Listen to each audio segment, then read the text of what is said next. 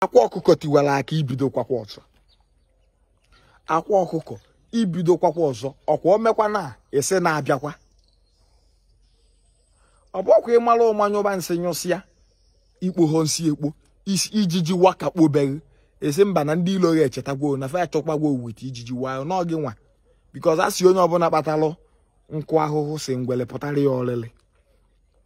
This video na-eyi ime na fa eme na bechasịa tie ọfọ na ana ọkụ si n'ite a wee pụta.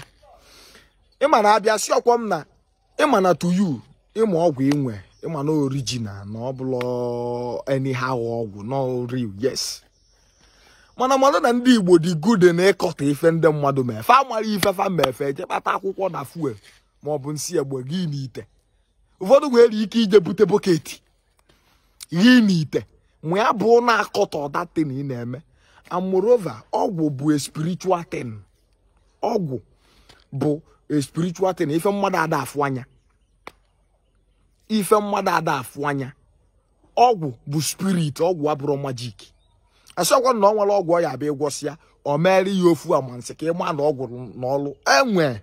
Mana ọ bụrụ otu isi fụta ya ka ndị na-enene usi afụta ya nwere ike ife a n'ihi ibe ya imesịa ya kafe ife a ngwa ahụ n'aja tomorrow. Mmadụ eje konuko just ka ọ wee kọta ya datin ime because ịma na abịa n'ife nwe original na ife a na-enwe fake. Mmadụ eje konuko a adịgboloji ya to make sure na akọta datin ime eje mee nkefa enwee ike ka akọsi ya ọnụ fa na ebute boketi emesịa apịa ya la kasala ọkụ esi na boketi ya apụ azụzụ asị ifugo bubata debe na ife magic online. Akwa Okuko echo ịgwọ ọgwụ gwọ ọgwụ n'ọma ka ọgwụ si adị arapụ ọgwụ aga.